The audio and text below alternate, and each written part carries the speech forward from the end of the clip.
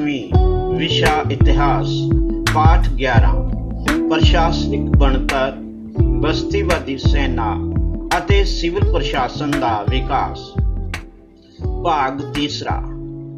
प्यारे विद्यार्थियों नमस्कार, मैं हाँ अमेश्वर नारायण तुहाडा अध्यापक। प्यारे विद्यार्थियों, जिस तरह कि असी इस पाठ नूं दो हिस्सों दे विच वंड के इस दी चर्चा कर रहे सी और सब तो पहला जिहड़ी शुरुआत कीती सी संविधानिक परिवर्तन दे अधीन, वो पहला हिस्सा सी जिस दे अधीन असी 4 एक्ट जिहड़े ने वो समाप्त कीते और उन्हां दे बारे चर्चा कीती। उस तो बाद प्रशासनिक संगठन दे अधीन सिविल सेवावां दे बारे आपां पढ़िया। इस तो बाद अज असी सेना, पुलिस ते न्याय व्यवस्था के बारे चर्चा करांगे। सब तो पहला असी इस लैसन दे विच सेना के बारे चर्चा करांगे। सब तो पहला असी इसका पॉइंट देखिए सेना का कि 1856 ईस्वी दे विच अंग्रेजी सेना जो सी ईस्ट इंडिया कंपनी दी, उस दे विच भारतीय सैनिक जो सन, भारतीयों की गिनती लगभग 2,33,000 सी अते यूरोपीयनां की गिनती केवल 45,322 सी। उस समय भारतीय सैनिकों नूं अंग्रेजी सेना विच रखण दा मुख कारण यह सी कि भारतीयों नूं अंग्रेज सैनिकों की बजाय घट वेतन ते रखिया जा सकदा सी और सेना विच बेशक ज़्यादा सैनिक भारतीय हुंदे सन, पर उन्हां दे जिहड़े अफसर ने वो हमेशा ही ये याद रखने वाली गल है कि वो अंग्रेज ही हुंदे सन। यही कारण है कि मुट्ठी भर अंग्रेज़ां लई विशाल भारतीय सेना नूं संभालना सौखा ही सी, क्योंकि भारतीय सैनिकों विच राष्ट्रीय भावना की कमी सी, उन्हां विच ज़्यादा जागृत भी नहीं सी। इसे कारण भारतीय सैनिक मराठियां ते पंजाब के सैनिकों के विरुद्ध भी कंपनी की रखिया लई लड़न लई तैयार हो गए सन। भारतीय सैनिक असल विच जिसका नमक खाइए उसे दा हुक्म बजाइए वाली कहावत नूं सच्चे दिल तो अपनाए हुए सन और ईस्ट इंडिया कंपनी सैनिकों नूं इन्नी तनख्वाह, कपड़े, हथियार आदि दे दिंदी सी जो कि उस समय दे भारतीय शासक जो हन वो अपनी आर्थिक कमजोरी के कारण उन्होंने नहीं सन दे पाते। इस तो इलावा अगे आपां देखिए कि भारतीय सैनिक जिहड़े सी बेशक भारी गिनती विच सन, पर भारतीय सैनिकों नूं अंग्रेज सेना नालों घट तनख्वाहां ते भत्ते दिते जांदे सन। उन्हां दी तरक्की जो है वध तो वध की एक सूबेदार तक दी हो सकती सी। अंग्रेज अधिकारी भी भारतीय सैनिकों के नाल बहुत बुरा व्यवहार करते सन, पर अंग्रेज कंपनी भारतीय सैनिकों नूं ढुकवां सन्मान देण ते हमदर्दी दे नाल नाल उन्हां लई उन्नति दे रस्ते खोलण अते भेदभाव नूं मिटाण विच असमर्थ रही सी। यही गल बाद विच 1857 के विद्रोह का एक मुख्य कारण बनी। तंग आके भारतीय सैनिकों ने भी 1857 के विच अंग्रेजों के विरुद्ध विद्रोह कर दिता। सेना ने ब्रिटिश साम्राज्य के विस्तार विच 3 महत्वपूर्ण काम किए सन। तो प्यारे बच्चों, क्योंकि आप जानते हाँ कि सेना तो बिना ईस्ट इंडिया कंपनी वास्ते एडे वड्डे भारत के उत्ते कब्जा करना कोई सौखा नहीं सी। इस सेना ने ब्रिटिश साम्राज्य के विस्तार विच 3 महत्वपूर्ण काम किए। वो किहड़े-किहड़े? सब तो पहला तो उन्होंने ये काम किया कि जिहड़ी विरोधी विदेशी शक्तियां सन जो कि अंग्रेज़ों का टाकरा कर सकदियां सन, जिन्हां विचों फ्रांस ते पुर्तगाल सन, और उन्हां दे नाल भी ईस्ट इंडिया कंपनी का जो टकराव होया इन्हां शक्तियां का, तो इसे सेना ने ही ईस्ट इंडिया कंपनी की रक्षा की सी। और इस तो इलावा इसे सेना ने भारतीय राजियां नूं भी जित्तिया सी और जिन्ने भी विद्रोही ने ईस्ट इंडिया कंपनी दे उस समय ਭਾਰਤ ਵਿੱਚ, ਉਹਨਾਂ ਸਾਰੀਆਂ ਵਿਦਰੋਹੀ ਸ਼ਕਤੀਆਂ ਦਾ ਖਾਤਮਾ ਵੀ ਇਸ ਬ੍ਰਿਟਿਸ਼ ਸੈਨਾ ਨੇ ਕੀਤਾ ਸੀ। 1857 ਦੇ ਵਿਦਰੋਹ ਦੇ ਪਿੱਛੋਂ, ਜਦ ਕਿ 1857 ਦਾ ਵਿਦਰੋਹ ਅੰਗਰੇਜ਼ਾਂ ਦੇ ਵਿਰੁੱਧ ਹੋਇਆ ਸੀ ਔਰ ਇਸ ਦੀ ਸ਼ੁਰੂਆਤ ਜਿਹੜੀ ਹੈ ਉਹ ਸੈਨਿਕਾਂ ਤੋਂ ਹੀ ਹੋਈ ਸੀ, ਤਾਂ ਉਸ ਤੋਂ ਬਾਅਦ 1858 ਈਸਵੀ ਦੇ ਵਿੱਚ, ਕਿਉਂਕਿ 1857 ਵਿੱਚ ਵਿਦਰੋਹ ਹੋਇਆ ਔਰ 1858 ਦੇ ਵਿੱਚ ਭਾਰਤੀ ਸੈਨਾ ਵਿੱਚ ਹੇਠ ਲਿਖੀਆਂ ਤਬਦੀਲੀਆਂ ਕੀਤੀਆਂ ਗਈਆਂ। ਇਹਦਾ ਕਾਰਨ ਇਹ ਸੀ ਕਿ ਵਿਦਰੋਹ ਜਿਹੜਾ ਸੀ, ਕਿਉਂਕਿ ਸੈਨਾ ਨੇ ਕੀਤਾ ਸੀ ਔਰ ਸੈਨਿਕ ਅਫਸਰ ਜਿਹੜੇ ਨੇ ਅੰਗਰੇਜ਼ੀ ਸੈਨਾ ਦੇ ਵਿੱਚ, ਉਹਨਾਂ ਦਾ ਹੁਕਮ ਮੰਨਣ ਤੋਂ ਭਾਰਤੀ ਸੈਨਿਕਾਂ ਨੇ ਨਾ ਕਰ ਦਿੱਤੀ ਸੀ। ਔਰ ਮੰਗਲ ਪਾਂਡੇ ਆਪਾਂ ਜਾਣਦੇ ਹਾਂ ਕਿ ਸਭ ਤੋਂ ਪਹਿਲਾ ਸ਼ਹੀਦ ਸੀ ਇਸ ਵਿਦਰੋਹ ਦਾ। ਇਸ ਵਿਦਰੋਹ ਤੋਂ ਬਾਅਦ ਉਹਨਾਂ ਨੇ ਸੈਨਾ ਵਿੱਚ ਕਈ ਤਬਦੀਲੀਆਂ ਕੀਤੀਆਂ। ਉਹਨਾਂ ਨੇ ਕੰਪਨੀ ਅਤੇ ਸਰਕਾਰ ਦੀਆਂ ਸੈਨਾਵਾਂ ਨੂੰ ਮਿਲਾ ਕੇ ਇੱਕ ਸ਼ਾਹੀ ਸੈਨਾ, ਜਿਹਨੂੰ ਰਾਇਲ ਆਰਮੀ ਵੀ ਕਿਹਾ ਜਾਂਦਾ ਹੈ, ਉਸ ਦਾ ਨਿਰਮਾਣ ਕੀਤਾ ਔਰ ਸੈਨਾ ਦਾ ਪੁਨਰਗਠਨ ਕੀਤਾ ਗਿਆ ਦੁਬਾਰਾ। ਔਰ ਸੈਨਾ ਦਾ ਪੁਨਰਗਠਨ ਕਰਕੇ ਉਸ ਵਿੱਚ ਅੰਗਰੇਜ਼ ਸੈਨਿਕਾਂ ਦੀ ਗਿਣਤੀ ਵਿੱਚ ਵਾਧਾ ਕੀਤਾ ਗਿਆ। ਔਰ ਪਹਿਲਾਂ ਜਿਸ ਤਰ੍ਹਾਂ ਕਿ ਅਸੀਂ ਦੇਖਦੇ ਕਿ ਭਾਰਤੀ ਸੈਨਿਕ ਬਹੁਤ ਜ਼ਿਆਦਾ ਸਨ, ਲੇਕਿਨ 1858 ਦੇ ਵਿੱਚ ਜਦੋਂ ਸੈਨਿਕਾਂ ਦਾ ਪੁਨਰਗਠਨ ਸੈਨਾ ਦਾ ਕੀਤਾ ਤੇ ਉਹਦੇ ਵਿੱਚ ਅੰਗਰੇਜ਼ ਸੈਨਿਕਾਂ ਦੀ ਗਿਣਤੀ ਜਿਹੜੀ ਉਹਨਾਂ ਨੇ ਵਧਾ ਦਿੱਤੀ ਔਰ ਯੂਰਪੀਅਨਾਂ ਤੇ ਭਾਰਤੀ ਸੈਨਿਕਾਂ ਦਾ ਜਿਹੜਾ ਅਨੁਪਾਤ ਸੀ ਉਹ ਉਹਨਾਂ ਨੇ ਅਲੱਗ-ਅਲੱਗ ਕਰ ਦਿੱਤਾ। ਬੰਗਾਲ ਦੀ ਸੈਨਾ ਦੇ ਵਿੱਚ ਇਹ ਅਨੁਪਾਤ 1:2 ਸੀ ਅਤੇ ਮਦਰਾਸ ਅਤੇ ਮੁੰਬਈ ਦੀਆਂ ਜਿਹੜੀਆਂ ਸੈਨਾਵਾਂ ਨੇ, ਇਹਨਾਂ ਦੋਨੋਂ ਪ੍ਰੋਵਿੰਸਸ ਦੀਆਂ, ਉਹਨਾਂ ਦੇ ਵਿੱਚ 2:5 ਦੀ ਗਿਣਤੀ ਜਿਹੜੀ ਆ ਉਹ ਨਿਸ਼ਚਿਤ ਕਰ ਦਿੱਤੀ ਸੀ। ਅੰਗਰੇਜ਼ ਸੈਨਿਕਾਂ ਦੀਆਂ ਟੁਕੜੀਆਂ ਨੂੰ ਸੈਨਿਕ ਦ੍ਰਿਸ਼ਟੀ ਦੇ ਨਾਲ ਮਹੱਤਵਪੂਰਨ ਸਥਾਨਾਂ ਤੇ ਰੱਖਿਆ ਗਿਆ। ਜਿਹੜੇ ਕਿ ਅੰਗਰੇਜ਼ ਸੈਨਿਕਾਂ ਦੀਆਂ ਟੁਕੜੀਆਂ ਸਨ, ਜਿਨ੍ਹਾਂ ਦੇ ਵਿੱਚ ਸਿਰਫ ਅੰਗਰੇਜ਼ ਹੀ ਹੁੰਦੇ ਸਨ, ਉਹਨਾਂ ਦੀਆਂ ਜਿਹੜੀਆਂ ਟੁਕੜੀਆਂ ਨੇ ਸੈਨਿਕ ਦ੍ਰਿਸ਼ਟੀ ਨਾਲ ਜਿਹੜੇ ਬੜੇ ਮਹੱਤਵਪੂਰਨ ਸਥਾਨ ਨੇ, ਉਹਨਾਂ ਦੇ ਉੱਤੇ ਉਹਨਾਂ ਦੀ ਜਿਹੜੀ ਹੈ ਪਲੇਸਮੈਂਟ ਕੀਤੀ ਜਾਂਦੀ ਸੀ, ਉੱਥੇ ਉਹਨਾਂ ਨੂੰ ਰੱਖਿਆ ਜਾਂਦਾ ਸੀ। ਸੈਨਾ ਦੇ ਮਹੱਤਵਪੂਰਨ ਅੰਗ ਜਿਵੇਂ ਕਿ ਤੋਪਖਾਨਾ, ਟੈਂਕ, ਬਖਤਰਬੰਦ ਟੁਕੜੀਆਂ, ਅਜਿਹੇ ਵਿਭਾਗ ਜਿਹੜੇ ਨੇ ਉਹ ਸਿਰਫ ਅੰਗਰੇਜ਼ ਸੈਨਿਕਾਂ ਅਤੇ ਅਧਿਕਾਰੀਆਂ ਦੇ ਹੀ ਹੱਥ ਵਿੱਚ ਦਿੱਤੇ ਗਏ। ਭਾਰਤੀਆਂ ਨੂੰ ਫੌਜ ਵਿੱਚ ਅਫਸਰ ਨਾ ਬਣ ਦੇਣ ਦੀ ਨੀਤੀ ਤੇ ਕਠੋਰਤਾ ਨਾਲ ਚੱਲਿਆ ਗਿਆ। ਜਿਵੇਂ ਕਿ ਅਸੀਂ ਪਹਿਲਾਂ ਪੜ੍ਹ ਚੁੱਕੇ ਹਾਂ ਕਿ ਜਿਹੜਾ ਭਾਰਤੀ ਸੈਨਿਕ ਸੀ ਉਸ ਨੂੰ ਵੱਧ ਤੋਂ ਵੱਧ ਸੂਬੇਦਾਰ ਦੇ ਅਹੁਦੇ ਤੱਕ ਤਰੱਕੀ ਦਿੱਤੀ ਜਾਂਦੀ ਸੀ, ਬਟ ਹੁਣ ਭਾਰਤੀਆਂ ਨੂੰ ਫੌਜ ਦੇ ਵਿੱਚ ਅਫਸਰ ਨਾ ਬਣਨ ਦੇਣ ਦੀ ਨੀਤੀ ਜਿਹੜੀ ਹੈ ਉਹਦੇ ਉੱਤੇ ਕਠੋਰਤਾ ਦੇ ਨਾਲ ਅਮਲ ਕਰਿਆ ਜਾਣ ਲੱਗਾ ਅਤੇ ਕੋਈ ਵੀ ਭਾਰਤੀ ਜਿਹੜਾ ਹੈ ਸੂਬੇਦਾਰ ਦੇ ਅਹੁਦੇ ਤੱਕ ਜਾ ਸਕਦਾ ਸੀ, ਇਸ ਤੋਂ ਉੱਪਰ ਉਹ ਨਹੀਂ ਸੀ ਜਾ ਸਕਦਾ। ਔਰ ਇਸ ਦਾ ਸਬੂਤ ਇਹ ਵੀ ਹੈ ਕਿ 1914 ਈਸਵੀ ਨੂੰ ਜਿਹੜਾ ਪਹਿਲਾ ਵਿਸ਼ਵ ਯੁੱਧ ਬੱਚਿਓ ਹੋਇਆ ਹੈ, ਉਸ ਵਿਸ਼ਵ ਯੁੱਧ ਦੇ ਦੌਰਾਨ ਵੀ ਕੋਈ ਵੀ ਜਿਹੜਾ ਭਾਰਤੀ ਸੈਨਿਕ ਹੈ ਉਹ ਸੂਬੇਦਾਰ ਦੇ ਅਹੁਦੇ ਤੋਂ ਉੱਪਰ ਨਹੀਂ ਸੀ ਜਾ ਸਕਿਆ। ਔਰ ਫੌਜ ਦੀ ਭਰਤੀ ਕਰਦੇ ਸਮੇਂ ਜਾਤੀ, ਖੇਤਰ, ਧਰਮ ਦੇ ਨਾਂ ਤੇ ਅਨੇਕਾਂ ਭੇਦਭਾਵ ਕੀਤੇ ਜਾਂਦੇ ਸਨ। ਔਰ ਇਹ ਨੀਤੀ ਜਿਹੜੀ ਹੈ ਅੰਗਰੇਜ਼ਾਂ ਦੀ ਬੜੀ ਪ੍ਰਸਿੱਧ ਨੀਤੀ ਫੁੱਟ ਪਾਓ ਤੇ ਰਾਜ ਕਰੋ ਦੀ ਨੀਤੀ ਜਿਹੜੀ ਸੀ, ਇਸ ਨੂੰ ਉਹ ਉਜਾਗਰ ਕਰਦੀ ਸੀ। ਔਰ ਸੈਨਾ ਦੇ ਵਿੱਚ ਰਾਸ਼ਟਰੀ ਏਕਤਾ ਦੀ ਵਿਚਾਰਧਾਰਾ ਹੀ ਨਾ ਪਹੁੰਚ ਸਕੇ। ਸੈਨਾ ਦੇ ਵਿੱਚ ਰਾਸ਼ਟਰੀ ਏਕਤਾ ਜਿਹੜੀ ਹੈ ਇਹ ਵਿਚਾਰਧਾਰਾ ਉਹਨਾਂ ਵਿੱਚ ਨਾ ਪਹੁੰਚੇ, ਇਸ ਦੇ ਉਦੇਸ਼ ਨਾਲ ਕੋਈ ਵੀ ਅਖਬਾਰ ਜਾਂ ਮੈਗਜ਼ੀਨ ਜਿਹੜਾ ਹੈ ਉਹਨਾਂ ਤੱਕ ਪਹੁੰਚਣ ਹੀ ਨਹੀਂ ਸੀ ਦਿੱਤਾ ਜਾਂਦਾ।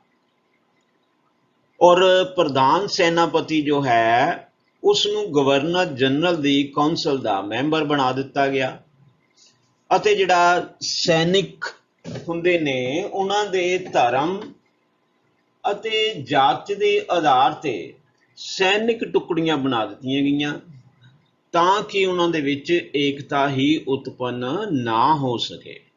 ਤੋ ਇਸ ਤਰ੍ਹਾਂ ਆਪਾਂ ਦੇਖਦੇ ਹਾਂ ਕਿ ਅੰਗਰੇਜ਼ਾਂ ਨੇ ਸੈਨਾ ਦੇ ਵਿੱਚ ਵੀ ਉਹਨਾਂ ਨੇ ਫੁੱਟ ਪਾਓ ਤੇ ਰਾਜ ਕਰੋ ਦੀ ਨੀਤੀ ਨੂੰ ਉਜਾਗਰ ਕੀਤਾ ਅਤੇ ਕੀ ਕੀਤਾ, ਧਰਮ ਤੇ ਜਾਤੀ ਦੇ ਆਧਾਰ ਤੇ ਸੈਨਿਕਾਂ ਦੀਆਂ ਟੁਕੜੀਆਂ ਬਣਾਈਆਂ ਅਤੇ ਕੋਈ ਵੀ ਅਖਬਾਰ ਜਾਂ ਮੈਗਜ਼ੀਨ ਜਿਹੜਾ ਹੈ ਉਹ ਉਹਨਾਂ ਤੱਕ ਨਹੀਂ ਸੀ ਪਹੁੰਚਣ ਦਿੱਤਾ ਜਾਂਦਾ ਤਾਂ ਜੋ ਉਹਨਾਂ ਦੇ ਵਿੱਚ ਏਕਤਾ ਦੀ ਭਾਵਨਾ, ਰਾਸ਼ਟਰੀ ਏਕਤਾ ਦੀ ਭਾਵਨਾ ਜਿਹੜਾ ਹੈ ਇਹ ਉਤਪੰਨ ਨਾ ਹੋ ਸਕੇ। ਇਸ ਤੋਂ ਬਾਅਦ ਹੈ ਪੁਲਿਸ ਵਿਭਾਗ। ਇਹਦੇ ਬਾਰੇ ਅਸੀਂ ਚਰਚਾ ਕਰਦੇ ਹਾਂ। ਹੁਣ ਪੁਲਿਸ ਵਿਭਾਗ ਦੇ ਵਿੱਚ ਬ੍ਰਿਟਿਸ਼ ਈਸਟ ਇੰਡੀਆ ਕੰਪਨੀ ਦੇ ਦੌਰਾਨ ਜਿਹੜੇ ਗਵਰਨਰ ਆਏ ਨੇ ਉਹਨਾਂ ਗਵਰਨਰ ਨੇ ਵੀ ਇਸ ਵਿਭਾਗ ਨੂੰ ਸੰਗਠਿਤ ਕਰਨ ਦੇ ਵਿੱਚ ਜਿਹੜਾ ਹੈ ਆਪਣਾ ਯੋਗਦਾਨ ਜਿਹੜਾ ਹੈ ਪਾਇਆ ਹੈ। ਔਰ ਸਾਹਮਣੇ ਸਾਨੂੰ ਜਿਹੜੀ ਤਸਵੀਰ ਨਜ਼ਰ ਬੱਚਿਓ ਆ ਰਹੀ ਹੈ ਇਹ ਲਾਰਡ ਕਾਰਨਵਾਲਿਸ ਦੀ ਹੈ। ਉਸਨੇ ਇੱਕ ਨਵੇਂ ਪੁਲਿਸ ਵਿਭਾਗ ਦਾ ਗਠਨ ਕੀਤਾ ਔਰ ਇਸ ਦੇ ਵਾਸਤੇ ਇੱਕ ਜ਼ਿਲ੍ਹਾ ਜਿਹੜਾ ਸੀ ਉਸ ਨੂੰ ਕਈ ਥਾਣਿਆਂ ਦੇ ਵਿੱਚ ਵੰਡਿਆ ਗਿਆ ਅਤੇ ਹਰ ਇੱਕ ਥਾਣੇ ਵਿੱਚ ਇੱਕ ਦਰੋਗਾ ਹੁੰਦਾ ਸੀ ਅਤੇ ਕਈ ਸਿਪਾਹੀ ਰੱਖੇ ਗਏ। ਜ਼ਿਲ੍ਹੇ ਦੇ ਸਾਰੇ ਥਾਣਿਆਂ ਨੂੰ ਜ਼ਿਲ੍ਹਾ ਮੈਜਿਸਟ੍ਰੇਟ ਦੇ ਅਧੀਨ ਰੱਖਿਆ ਗਿਆ। ਪੁਲਿਸ ਦੇ ਪ੍ਰਬੰਧ ਨੂੰ ਉਤਸ਼ਾਹਿਤ ਕਰਨ ਦੇ ਲਈ ਜ਼ਿਲ੍ਹਾ ਮੈਜਿਸਟ੍ਰੇਟਾਂ ਨੂੰ ਇਹ ਅਧਿਕਾਰ ਦਿੱਤਾ ਗਿਆ ਕਿ ਉਹ ਜਿੰਨਾ ਵੀ ਚੋਰੀ ਦਾ ਮਾਲ ਫੜਨਗੇ ਉਹਨਾਂ ਵਿੱਚੋਂ 10% ਕਮਿਸ਼ਨ ਜਿਹੜਾ ਹੈ ਉਹ ਉਹਨਾਂ ਨੂੰ ਮਿਲੇਗਾ। ਕਿਹਨਾਂ ਨੂੰ? ਜ਼ਿਲ੍ਹਾ ਮੈਜਿਸਟ੍ਰੇਟਾਂ ਨੂੰ ਇਹ ਅਧਿਕਾਰ ਦੇ ਦਿੱਤਾ ਗਿਆ। ਔਰ ਇਸੇ ਤਰ੍ਹਾਂ ਕਮਿਸ਼ਨ ਜੋ ਸੀ ਨਿਸ਼ਚਿਤ ਕੀਤਾ 10%। ਇਸੇ ਤਰ੍ਹਾਂ ਡਾਕੂਆਂ ਨੂੰ ਪਕੜਨ ਲਈ ਵੀ ਕਮਿਸ਼ਨ ਦੇ ਤੌਰ ਤੇ ਰਾਸ਼ੀ ਜਿਹੜੀ ਉਹ ਨਿਸ਼ਚਿਤ ਕਰ ਦਿੱਤੀ ਗਈ। ਤੋ ਚੋਰਾਂ ਨੂੰ ਅਗਰ ਪਕੜਨਗੇ ਤਾਂ ਉਹਨਾਂ ਦਾ ਕਮਿਸ਼ਨ ਜਿਹੜਾ ਹੈ ਉਹ 10% ਸੀ ਤੇ ਡਾਕੂਆਂ ਨੂੰ ਅਗਰ ਪਕੜਿਆ ਜਾਂਦਾ ਹੈ ਤਾਂ ਉਹਨਾਂ ਦਾ ਕਮਿਸ਼ਨ ਜਿਹੜਾ ਹੈ ਉਸ ਦੀ ਰਾਸ਼ੀ ਜਿਹੜੀ ਹੈ ਅਲੱਗ ਨਿਸ਼ਚਿਤ ਕਰ ਦਿੱਤੀ ਗਈ। ਤੋ ਇਹ ਪੁਲਿਸ ਵਿਭਾਗ ਦਾ ਜਿਹੜਾ ਸੰਗਠਨ ਹੈ ਇਹਨੂੰ ਸਥਾਪਿਤ ਕਰਨ ਦੇ ਵਿੱਚ ਜੋ ਹੈ ਇਹ ਜਿਨ੍ਹਾਂ ਦੀ ਤਸਵੀਰ ਹੈ ਲਾਰਡ ਕਾਰਨਵਾਲਿਸ, ਇਹਨਾਂ ਦਾ ਬੜਾ ਹੀ ਯੋਗਦਾਨ।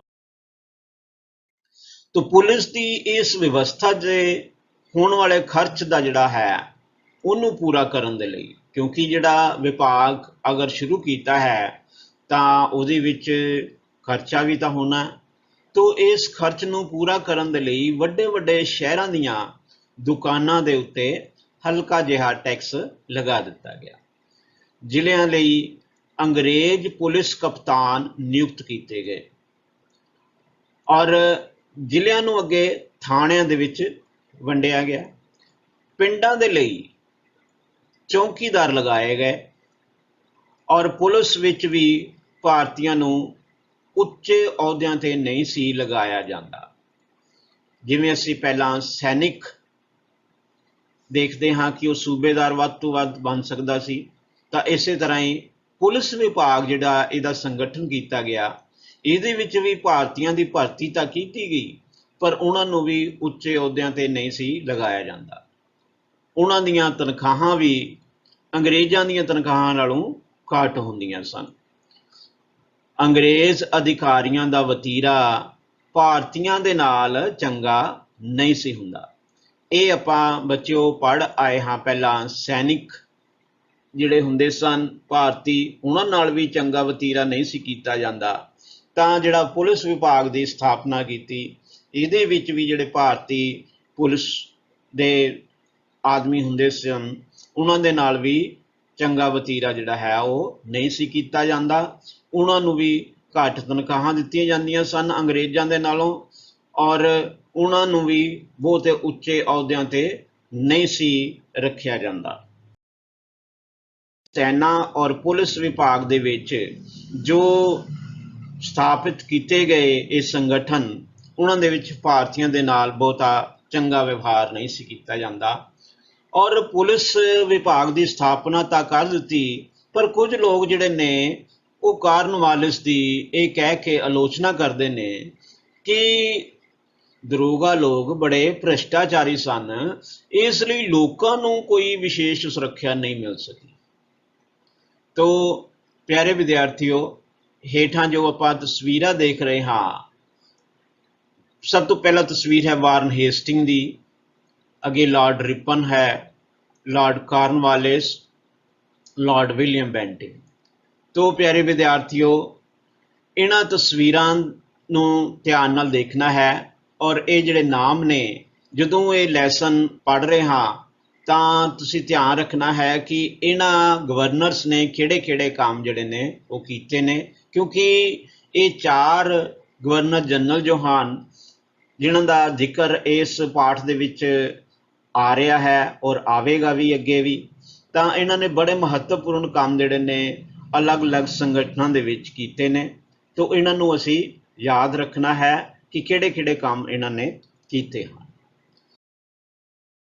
ਅੱਗੇ ਹੈ ਸਾਡਾ ਤੀਸਰਾ ਪੁਆਇੰਟ ਅੱਜ ਦਾ ਔਰ ਆਖਰੀ ਪੁਆਇੰਟ, ਨਿਆਂ ਵਿਵਸਥਾ। ਅੰਗਰੇਜ਼ਾਂ ਦੀ ਭਾਰਤ ਨੂੰ ਇੱਕ ਮਹੱਤਵਪੂਰਨ ਜਿਹੜੀ ਦੇਣ ਹੈ ਉਹ ਨਿਆਂ ਵਿਵਸਥਾ ਹੈ। ਨਿਆਂ ਵਿਵਸਥਾ ਕਾਇਮ ਕਰਨਾ ਲਿਖਤੀ ਕਾਨੂੰਨ ਬਣਾਉਣਾ ਸੀ, ਕਿਉਂਕਿ ਇਸ ਤੋਂ ਪਹਿਲਾਂ ਲਿਖਤੀ ਕਾਨੂੰਨ ਜਿਹੜੇ ਨੇ ਉਹ ਪ੍ਰਚਲਿਤ ਨਹੀਂ ਸਨ। ਲਾਰਡ ਕਾਰਨਵਾਲਿਸ ਨੇ ਵਾਰਨ ਹੇਸਟਿੰਗ ਦੁਆਰਾ ਸ਼ੁਰੂ ਕੀਤੇ ਗਏ ਨਿਆਂ ਵਿਵਸਥਾ ਸੰਬੰਧੀ ਕੰਮਾਂ ਨੂੰ ਨਾ ਕੇਵਲ ਪੂਰਾ ਹੀ ਕੀਤਾ, ਬਲਕਿ ਉਸ ਨੂੰ ਕਈ ਤਰ੍ਹਾਂ ਨਾਲ ਸੁਧਾਰਨ ਦਾ ਵੀ ਯਤਨ ਕੀਤਾ। ਵਾਰਨ ਹੇਸਟਿੰਗ ਨੇ ਜ਼ਿਲ੍ਹਿਆਂ ਵਿੱਚ ਦੀਵਾਨੀ ਅਦਾਲਤ ਤੇ ਨਿਜ਼ਾਮਤ ਅਦਾਲਤ ਦੀ ਸਥਾਪਤ ਕੀਤੀਆਂ, ਔਰ 1774 ਈਸਵੀ ਦੇ ਵਿੱਚ ਰੈਗੂਲੇਟਿੰਗ ਐਕਟ ਅਨੁਸਾਰ ਕਲਕੱਤੇ ਵਿੱਚ ਸਰਵਉੱਚ ਅਦਾਲਤ ਦੀ ਸਥਾਪਨਾ ਕੀਤੀ ਗਈ। ਪਿਆਰੇ ਬੱਚਿਓ, ਇਹ ਯਾਦ ਰੱਖਣਾ ਹੈ ਕਿ ਰੈਗੂਲੇਟਿੰਗ ਐਕਟ ਜਿਹੜਾ ਹੈ ਇਹ 1773 ਦੇ ਵਿੱਚ ਪਾਸ ਹੋਇਆ। ਇਸ ਦੇ ਵਿੱਚ ਜੋ ਇੱਕ ਕਿਹਾ ਗਿਆ ਸੀ ਕਿ ਸਰਵਉੱਚ ਅਦਾਲਤ ਦੀ ਸਥਾਪਨਾ ਕੀਤੀ ਜਾਵੇ, ਤਾਂ ਉਸ ਦੇ ਅਨੁਸਾਰ ਕਲਕੱਤੇ ਵਿੱਚ ਸਰਵਉੱਚ ਅਦਾਲਤ ਦੀ ਸਥਾਪਨਾ ਕੀਤੀ ਗਈ। ਤਾਂ ਇਹ ਜੋ ਸਥਾਪਨਾ ਸੀ ਉਹ 1774 ਦੇ ਵਿੱਚ ਕੀਤੀ ਗਈ ਸੀ। ਲਾਰਡ ਵਿਲੀਅਮ ਬੈਂਟਿੰਗ ਨੇ 1832 ਈਸਵੀ ਦੇ ਵਿੱਚ ਬੰਗਾਲ ਵਿੱਚ ਨਿਆਂ ਪ੍ਰਥਾ ਦੀ ਸਥਾਪਨਾ ਕੀਤੀ। 1833 ਈਸਵੀ ਦੇ ਵਿੱਚ ਜਿਹੜਾ ਚਾਰਟਰ ਐਕਟ ਆਇਆ ਹੈ, ਉਸ ਦੇ ਅਧੀਨ ਕਾਨੂੰਨਾਂ ਦਾ ਸੰਗ੍ਰਹਿ ਕਰਨ ਦੇ ਲਈ ਇੰਡੀਅਨ ਲਾਅ ਕਮਿਸ਼ਨ ਦੀ ਸਥਾਪਨਾ ਕੀਤੀ ਗਈ। ਗਵਰਨਰ ਜਨਰਲ ਨੂੰ ਸਾਰੇ ਕਾਨੂੰਨ ਬਣਾਉਣ ਦਾ ਅਧਿਕਾਰ ਦੇ ਦਿੱਤਾ ਗਿਆ ਔਰ ਸਾਰੇ ਸਾਮਰਾਜ ਦੇ ਵਿੱਚ ਕਾਨੂੰਨ ਦਾ ਸ਼ਾਸਨ ਲਾਗੂ ਕਰ ਦਿੱਤਾ ਗਿਆ। ਔਰ ਕਾਨੂੰਨ ਦਾ ਸ਼ਾਸਨ ਕੀ ਹੁੰਦਾ ਬੱਚਿਓ? ਇਸ ਦਾ ਮਤਲਬ ਹੁੰਦਾ ਹੈ ਕਿ ਇਸ ਕਾਨੂੰਨ ਦੇ ਸ਼ਾਸਨ ਦੇ ਅਨੁਸਾਰ ਸਾਰੇ ਭਾਰਤੀ ਲੋਕਾਂ ਨੂੰ ਬਿਨਾਂ ਧਰਮ, ਬਿਨਾਂ ਜਾਤੀ ਦੇ ਭੇਦਭਾਵ ਦੇ ਕਾਨੂੰਨ ਦੀ ਨਜ਼ਰ ਤੋਂ ਬਰਾਬਰ ਸਮਝਿਆ ਜਾਣ ਲੱਗਾ। ਤੋ ਇਹਦੇ ਵਿੱਚ ਇਹ ਹੁੰਦਾ ਹੈ ਕਿ ਚਾਹੇ ਕੋਈ ਰਾਜਾ ਹੈ ਜਾਂ ਰੰਕ ਹੈ, ਚਾਹੇ ਫਕੀਰ ਹੈ, ਸਾਰਿਆਂ ਨੂੰ ਬਰਾਬਰ ਦਾ ਨਿਆਂ ਮਿਲੇਗਾ। ਇਸ ਨੂੰ ਅਸੀਂ ਕਾਨੂੰਨ ਦਾ ਸ਼ਾਸਨ ਆਖਦੇ ਹਾਂ। ਪਰ ਦੂਸਰੀਆਂ ਜਿਹੜੀਆਂ ਸਿਵਲ ਸਰਵਿਸਿਜ਼ ਨੇ, ਜਿਵੇਂ ਕਿ ਅਸੀਂ ਪਹਿਲਾਂ ਦੂਸਰੇ ਹਿੱਸੇ ਦੇ ਵਿੱਚ ਪੜ੍ਹ ਆਏ ਹਾਂ, ਉਹਨਾਂ ਵਾਂਗ ਭਾਰਤੀਆਂ ਨੂੰ ਯੂਰਪੀਅਨਾਂ ਦੇ ਬਰਾਬਰ ਸਮਾਨ ਨਾ ਸਮਝਿਆ ਗਿਆ। ਉੱਥੇ ਉਹਨਾਂ ਨੂੰ ਕੁਝ ਵਿਸ਼ੇਸ਼ ਅਧਿਕਾਰਾਂ ਤੋਂ ਵਾਂਝਿਆ ਰੱਖਿਆ ਗਿਆ। ਭਾਰਤੀਆਂ ਨੂੰ ਵਿਸ਼ੇਸ਼ ਅਧਿਕਾਰ ਨਹੀਂ ਸੀ ਦਿੱਤੇ ਜਾਂਦੇ। ਭਾਰਤੀ ਜੱਜਾਂ ਨੂੰ ਯੂਰਪੀਅਨਾਂ ਦੇ ਮੁਕੱਦਮਿਆਂ ਦਾ ਫੈਸਲਾ ਕਰਨ ਦਾ ਅਧਿਕਾਰ ਪ੍ਰਾਪਤ ਨਹੀਂ ਸੀ। ਜਿਹੜੇ ਭਾਰਤੀ ਜੱਜ ਹੁੰਦੇ ਸਨ, ਉਹਨਾਂ ਨੂੰ ਇਹ ਫੈਸਲਾ ਕਰਨ ਦਾ ਅਧਿਕਾਰ ਹੀ ਨਹੀਂ ਸੀ ਕਿ ਜਿਹੜਾ ਕੋਈ ਯੂਰਪੀਅਨ ਆਉਂਦਾ ਹੈ, ਉਹਦਾ ਅਗਰ ਮੁਕੱਦਮਾ ਲੜਨਾ ਹੈ ਤਾਂ ਭਾਰਤੀ ਜੱਜ ਉਹਨਾਂ ਦਾ ਮੁਕੱਦਮਾ ਦਾ ਫੈਸਲਾ ਨਹੀਂ ਸੀ ਕਰ ਸਕਦਾ। 1833 ਈਸਵੀ ਦੇ ਵਿੱਚ ਲਾਰਡ ਰਿਪਨ ਜਿਹੜੇ ਸਨ, ਇਹ ਗਵਰਨਰ ਜਨਰਲ, ਉਹਨਾਂ ਨੇ ਇੱਕ ਇਲਬਰਟ ਬਿੱਲ ਲਿਆਂਦਾ। ਇਸ ਇਲਬਰਟ ਬਿੱਲ ਦੇ ਰਾਹੀਂ ਭਾਰਤੀ ਜੱਜਾਂ ਨੂੰ ਅਜਿਹਾ ਅਧਿਕਾਰ ਦੇਣ ਦੀ ਕੋਸ਼ਿਸ਼ ਕੀਤੀ, ਪਰੰਤੂ ਉਹ ਅਸਫਲ ਹੀ ਰਹੇ। ਔਰ ਅੱਗੇ ਹੈ ਦੀਵਾਨੀ ਅਦਾਲਤਾਂ ਦਾ ਪੁਨਰਗਠਨ। ਦੀਵਾਨੀ ਮੁਕੱਦਮਿਆਂ ਦਾ ਫੈਸਲਾ ਕਰਨ ਲਈ ਵੱਖ-ਵੱਖ ਪੱਧਰ ਤੇ ਛੋਟੀਆਂ ਵੱਡੀਆਂ ਅਦਾਲਤਾਂ ਸਥਾਪਿਤ ਕੀਤੀਆਂ ਗਈਆਂ। ਔਰ ਸਭ ਤੋਂ ਛੋਟੀ ਅਦਾਲਤ ਜੋ ਹੈ ਮੁਨਸਿਫ ਅਤੇ ਰਜਿਸਟਰਾਰਾਂ ਦੀ ਹੁੰਦੀ ਸੀ। ਮੁਨਸਿਫ 50 ਰੁਪਏ ਤੱਕ ਦੇ ਅਤੇ ਰਜਿਸਟਰਾਰ ਜੋ ਹੈ ਉਹ 200 ਰੁਪਏ ਤੱਕ ਦੇ ਜਿਹੜੇ ਮੁਕੱਦਮੇ ਨੇ ਉਹਨਾਂ ਨੂੰ ਸੁਣ ਸਕਦੇ ਸਨ। ਔਰ ਇਹਨਾਂ ਫੈਸਲਿਆਂ ਦੇ ਵਿਰੁੱਧ ਅਪੀਲ ਜਿਹੜੀ ਹੈ ਜ਼ਿਲ੍ਹਾ ਅਦਾਲਤ ਵਿੱਚ ਹੁੰਦੀ ਸੀ। ਔਰ ਜ਼ਿਲ੍ਹਾ ਅਦਾਲਤ ਦੇ ਵਿੱਚ ਇੱਕ ਅੰਗਰੇਜ਼ ਜੱਜ ਅਤੇ ਕੁਝ ਭਾਰਤੀ ਕਰਮਚਾਰੀ ਹੁੰਦੇ ਸਨ। ਜ਼ਿਲ੍ਹਾ ਅਦਾਲਤ ਦੇ ਫੈਸਲਿਆਂ ਦੇ ਵਿਰੁੱਧ ਅਪੀਲ ਜਿਹੜੀ ਹੈ ਉਹ ਪ੍ਰਾਂਤ ਦੀ ਅਦਾਲਤ ਦੇ ਵਿੱਚ ਕੀਤੀ ਜਾ ਸਕਦੀ ਸੀ, ਜੋ ਕਿ ਕਲਕੱਤਾ, ਮੁਰਸ਼ਿਦਾਬਾਦ, ਢਾਕਾ ਅਤੇ ਪਟਨਾ ਦੇ ਵਿੱਚ ਸਥਾਪਿਤ ਕੀਤੀਆਂ ਗਈਆਂ ਸਨ। ਹਰੇਕ ਪ੍ਰਾਂਤ ਦੀ ਅਦਾਲਤ ਜੋ ਹੈ ਉਸ ਦੇ ਵਿੱਚ 3 ਅੰਗਰੇਜ਼ ਜੱਜ ਅਤੇ ਬਹੁਤ ਸਾਰੇ ਭਾਰਤੀ ਕਰਮਚਾਰੀ ਹੁੰਦੇ ਸਨ। ਇਹਨਾਂ ਪ੍ਰਾਂਤ ਦੀਆਂ ਅਦਾਲਤਾਂ ਉੱਤੇ ਸਦਰ ਦੀਵਾਨੀ ਅਦਾਲਤ ਸੀ, ਜੋ ਕਿ ਗਵਰਨਰ ਜਨਰਲ ਤੇ ਉਸ ਦੀ ਜਿਹੜੀ ਕੌਂਸਲ ਹੈ ਉਸ ਦੇ ਅਧੀਨ ਕਲਕੱਤੇ ਦੇ ਵਿੱਚ ਕੰਮ ਕਰਦੇ ਸੀ। ਔਰ ਦੀਵਾਨੀ ਅਦਾਲਤਾਂ ਤੋਂ ਬਾਅਦ ਅਸੀਂ ਦੇਖਦੇ ਹਾਂ ਫੌਜਦਾਰੀ ਅਦਾਲਤਾਂ। ਔਰ ਫੌਜਦਾਰੀ ਅਦਾਲਤਾਂ ਦੇ ਵਿੱਚ ਅਸੀਂ ਦੇਖਦੇ ਹਾਂ ਕਿ ਸਿਵਲ ਅਦਾਲਤਾਂ ਦੇ ਵਾਂਗ ਹੀ ਫੌਜਦਾਰੀ ਅਦਾਲਤਾਂ ਦਾ ਵੀ ਨਿਰਮਾਣ ਅਲੱਗ ਤੌਰ ਤੇ ਕੀਤਾ ਗਿਆ। ਔਰ ਪਿਆਰੇ ਬੱਚਿਓ, ਸਿਵਲ ਅਦਾਲਤਾਂ ਹੁੰਦੀਆਂ ਨੇ ਜਿਹਦੇ ਵਿੱਚ ਸਧਾਰਨ ਜਿਹੇ ਕੇਸ ਹੁੰਦੇ ਨੇ, ਔਰ ਫੌਜਦਾਰੀ ਅਦਾਲਤਾਂ ਦੇ ਵਿੱਚ ਕਿਸੇ ਦਾ ਖੂਨ ਕਰ ਦੇਣਾ ਜਾਂ ਇਸ ਤਰ੍ਹਾਂ ਦੇ ਜਿਹੜੇ ਅਦਾਲਤਾਂ ਦੇ ਵਿੱਚ ਕੇਸ ਜਿਹੜੇ ਨੇ ਉਹ ਹੁੰਦੇ ਨੇ। ਤਾਂ ਸਭ ਤੋਂ ਛੋਟੀ ਅਦਾਲਤ ਜਿਹੜੀ ਹੁੰਦੀ ਸੀ ਉਹ ਦਰੋਗਾ ਦੇ ਅਧੀਨ ਹੁੰਦੀ ਸੀ। ਔਰ ਜਦ ਕਿ ਛੋਟੇ ਮੋਟੇ ਫੌਜਦਾਰੀ ਮੁਕੱਦਮਿਆਂ ਦਾ ਜਿਹੜਾ ਕਿ ਉਹ ਫੈਸਲਾ ਕਰਦੀ ਸੀ। ਇਹ ਦਰੋਗਾ ਆਮ ਤੌਰ ਤੇ ਭਾਰਤੀ ਹੀ ਹੁੰਦੇ ਸਨ ਅਤੇ ਇਹਨਾਂ ਦੇ ਵਿਰੁੱਧ ਅਪੀਲ ਜਿਹੜੀ ਹੈ ਉਹ ਜ਼ਿਲ੍ਹਾ ਅਦਾਲਤ ਵਿੱਚ ਹੁੰਦੀ ਸੀ, ਜੋ ਕਿ ਜ਼ਿਲ੍ਹਾ ਜੱਜ ਜਾਂ ਸੈਸ਼ਨ ਜੱਜ ਦੇ ਅਧੀਨ ਹੁੰਦੀ ਸੀ। ਜ਼ਿਲ੍ਹਾ ਅਦਾਲਤ ਦੇ ਉੱਪਰ 4 ਪ੍ਰਾਂਤੀ ਅਦਾਲਤਾਂ ਹੁੰਦੀਆਂ ਸਨ, ਜਿਹੜਾ ਕਿ ਪਹਿਲਾਂ ਵੀ ਅਸੀਂ ਪੜ੍ਹ ਚੁੱਕੇ ਹਾਂ। ਕਲਕੱਤਾ, ਮੁਰਸ਼ਿਦਾਬਾਦ, ਪਟਨਾ ਤੇ ਢਾਕਾ ਦੇ ਵਿਖੇ ਸਨ। ਔਰ ਇਹਨਾਂ ਦੇ ਜੱਜ ਉਹੀ ਸਨ ਜੋ ਕਿ ਸਿਵਲ ਅਦਾਲਤਾਂ ਦੇ ਜੱਜ ਹੁੰਦੇ ਸਨ। ਇਹਨਾਂ ਪ੍ਰਾਂਤਾਂ ਦੀਆਂ ਅਦਾਲਤਾਂ ਵੱਲੋਂ ਸੁਣਾਈ ਗਈ ਜਿਹੜੀ ਮੌਤ ਦੀ ਸਜ਼ਾ ਹੈ ਉਸ ਦੀ ਸਹਿਮਤੀ ਸਦਰ ਨਿਜ਼ਾਮਤ ਅਦਾਲਤ ਤੋਂ ਲੈਣੀ ਪੈਂਦੀ ਸੀ, ਜੋ ਕਿ ਗਵਰਨਰ ਜਨਰਲ ਤੇ ਉਸ ਦੀ ਕੌਂਸਲ ਦੇ ਅਧੀਨ ਕੰਮ ਕਰਦੀ ਸੀ। ਤੋ ਇਸ ਤਰ੍ਹਾਂ ਆਪਾਂ ਦੇਖਦੇ ਹਾਂ ਕਿ ਬੱਚਿਓ, ਈਸਟ ਇੰਡੀਆ ਕੰਪਨੀ ਨੇ ਆ ਕੇ ਇੱਥੋਂ ਦੇ ਜਿਹੜੇ ਗਵਰਨਰ ਜਨਰਲ ਨੇ ਉਹਨਾਂ ਨੇ ਇੱਥੇ ਆ ਕੇ ਤਾਂ ਕਾਫੀ ਸੰਗਠਨਾਤਮਕ ਕੰਮ ਵੀ ਕੀਤੇ, ਜਿਨ੍ਹਾਂ ਵਿੱਚ ਉਹਨਾਂ ਨੇ ਸੈਨਾ ਦੇ ਬਾਰੇ ਅਸੀਂ ਪੜ੍ਹਿਆ ਹੈ, ਪੁਲਿਸ ਬਾਰੇ ਪੜ੍ਹਿਆ ਹੈ ਔਰ ਨਿਆਂ ਵਿਵਸਥਾ ਬਾਰੇ ਅਸੀਂ ਪੜ੍ਹ ਚੁੱਕੇ ਹਾਂ। ਤੋ ਨਿਆਂ ਵਿਵਸਥਾ ਦੇ ਵਿੱਚ ਸਭ ਤੋਂ ਮਹੱਤਵਪੂਰਨ ਜਿਹੜੀ ਇੱਕ ਗੱਲ ਹੈ ਉਹ ਹੈ ਕਾਰਨਵਾਲਿਸ ਕੋਡ ਦੀ। ਤੋ ਲਾਰਡ ਕਾਰਨਵਾਲਿਸ ਨੇ ਕਾਰਨਵਾਲਿਸ ਕੋਡ ਨਾਂ ਦੀ ਪੁਸਤਕ ਤਿਆਰ ਕਰਵਾਈ ਸੀ। ਨਿਆਂ ਵਿਵਸਥਾ ਵਿੱਚ ਸੁਧਾਰ ਕਰਨ ਦੇ ਉਦੇਸ਼ ਦੇ ਨਾਲ ਕਾਰਨਵਾਲਿਸ ਨੇ ਅਨੇਕ ਨਿਯਮਾਂ ਨੂੰ ਇਕੱਠਿਆਂ ਕਰਕੇ ਇੱਕ ਨਿਆਂ ਵਿਧਾਨ ਪ੍ਰਚਲਿਤ ਕੀਤਾ, ਜੋ ਕਿ ਆਮ ਤੌਰ ਤੇ ਉਸ ਨੂੰ ਅਸੀਂ ਕਾਰਨਵਾਲਿਸ ਕੋਡ ਦੇ ਨਾਮ ਨਾਲ ਜਾਣਦੇ ਹਾਂ। ਤੋ ਪਿਆਰੇ ਬੱਚਿਓ, ਇਹ ਜਿੰਨੇ ਕਿ ਆਪਾਂ ਚਰਚਾ ਕੀਤੀ ਹੈ, ਆਸ ਹੈ ਤੁਹਾਨੂੰ ਇਸ ਚਰਚਾ ਦੇ ਬਹੁਤ ਸਾਰੇ ਤੱਥ ਜੋ ਹਨ ਉਹ ਯਾਦ ਹੋ ਗਏ ਹੋਣਗੇ। ਸਭ ਤੋਂ ਪਹਿਲਾਂ ਅਸੀਂ ਬਹੁ ਵਿਕਲਪੀ ਪ੍ਰਸ਼ਨ ਦੇਖਦੇ ਹਾਂ। ਸਭ ਤੋਂ ਪਹਿਲਾ ਪ੍ਰਸ਼ਨ ਹੈ, ਸੈਨਾ ਵਿੱਚ ਭਾਰਤੀ ਸੈਨਿਕਾਂ ਨੂੰ ਦਿੱਤੀ ਜਾਣ ਵਾਲੀ ਸਭ ਤੋਂ ਵੱਡੀ ਪਦਵੀ ਕਿਹੜੀ ਸੀ? ਸੂਬੇਦਾਰ, ਸਿਪਾਹੀ, ਕਮਾਂਡਰ ਜਾਂ ਕਮਾਂਡਰ ਇਨ ਚੀਫ? ਤਾਂ ਪਿਆਰੇ ਬੱਚਿਓ, ਇਸ ਦੇ ਵਿੱਚ ਅਸੀਂ ਦੇਖਦੇ ਹਾਂ ਕਿ ਸੈਨਿਕਾਂ ਦੇ ਵਿੱਚ ਦਿੱਤੀ ਜਾਣ ਵਾਲੀ ਸਭ ਤੋਂ ਵੱਡੀ ਪਦਵੀ ਸੂਬੇਦਾਰ ਦੀ ਸੀ। ਅਗਲਾ ਪ੍ਰਸ਼ਨ ਹੈ, ਕਿਹੜੇ ਗਵਰਨਰ ਜਨਰਲ ਨੇ ਪੁਲਿਸ ਵਿਭਾਗ ਵਿੱਚ ਸੁਧਾਰ ਕੀਤੇ?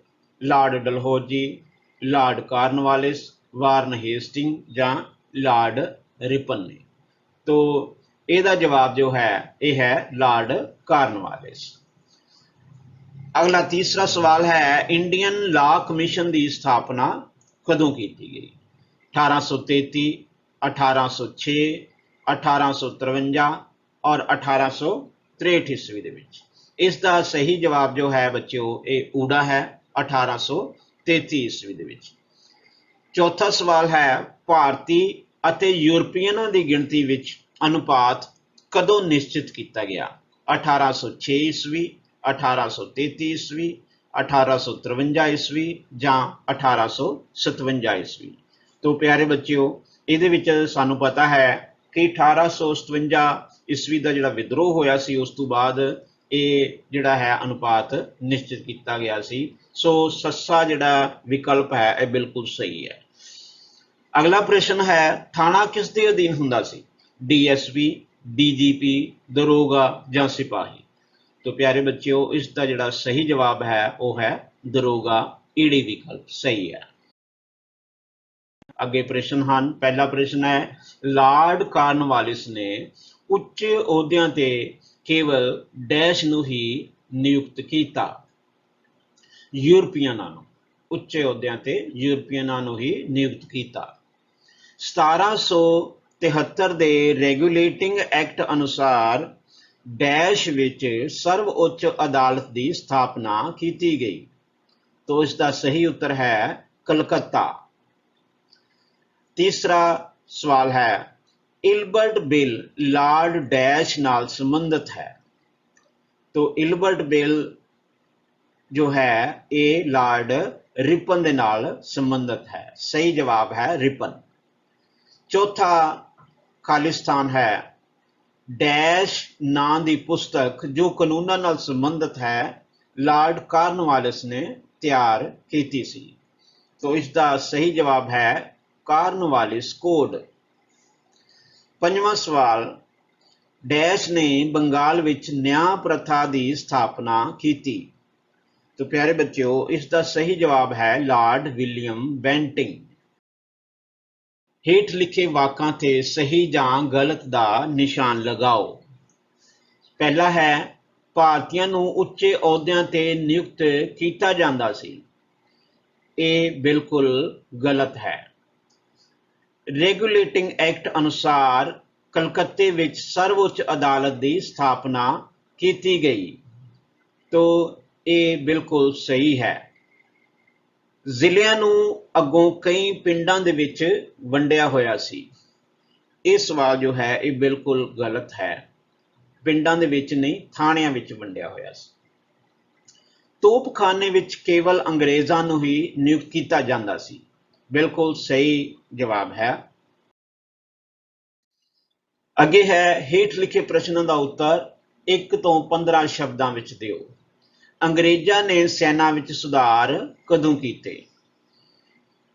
1857 ईस्वी की क्रांति तो बाद। पिंडां दी देखभाल करन लई किस नूं नियुक्त किया जांदा सी? चौकीदार नूं। लॉर्ड रिपन का संबंध किस बिल दे नाल है? Ilbert bill.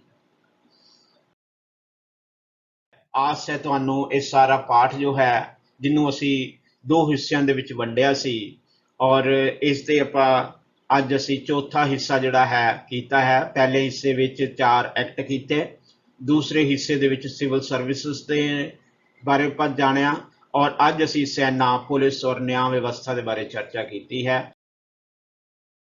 रेगुलेटिंग एक्ट ते पिट्स इंडिया एक्ट जिहड़े सन, इस तो शुरुआत की सी कि ब्रिटिश सरकार जिहड़ी है उसने शुरुआत की सी कि सारे भारत के उत्ते कब्जा करने लई ब्रिटिश ईस्ट इंडिया कंपनी तो जिहड़ा है वो राज हौली हौली खो लिया जाए। जो अगे याद रखन जो गल्लां हन, कुछ तत्थ हन प्यारे बच्चों। पहला है, लॉर्ड कॉर्नवालिस नूं सिविल सर्विस ते पुलिस प्रबंध का मोढी मन्निया जाता है और लॉर्ड कॉर्नवालिस ने ही कॉर्नवालिस कोड नां की पुस्तक तैयार की। और तीसरा जिहड़ा पॉइंट है, 1774 ईस्वी दे विच कलकत्ता विखे सर्वोच्च अदालत की स्थापना की गई। अज दा इन्ना ही। बहुत बहुत धन्यवाद।